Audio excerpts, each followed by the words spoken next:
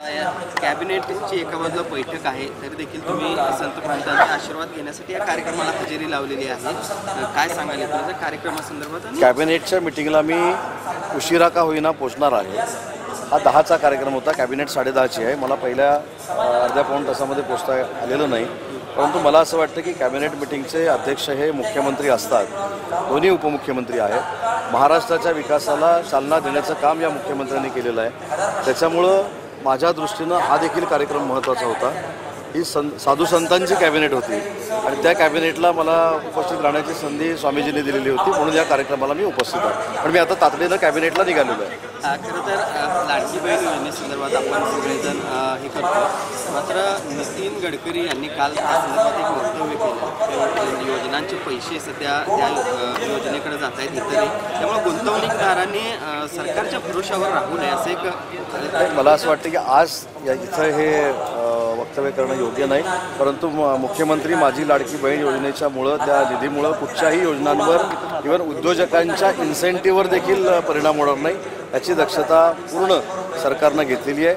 आणि दुसरी महत्त्वाची गोष्ट अशी आहे की ज्या ठिकाणी आजचा हा कार्यक्रम होतो आहे कण्हेरी मठामध्ये, इथे जे काही सामाजिक काम केलं जातं, आज सत्काराच्या निमित्तानं मला गोमाता प्रदान करण्यात आलेली आहे.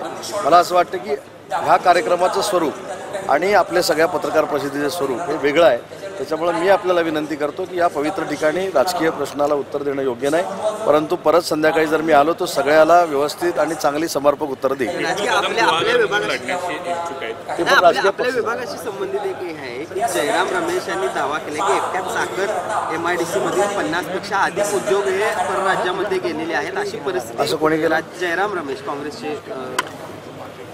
कोण आहेत ते? जयराम रमेश कोण आहेत? कोण? काँग्रेस नाही, काँग्रेसचे वरिष्ठ नाही. त्यांचं कशाला ऐकायचं आणि मी सांगायचं?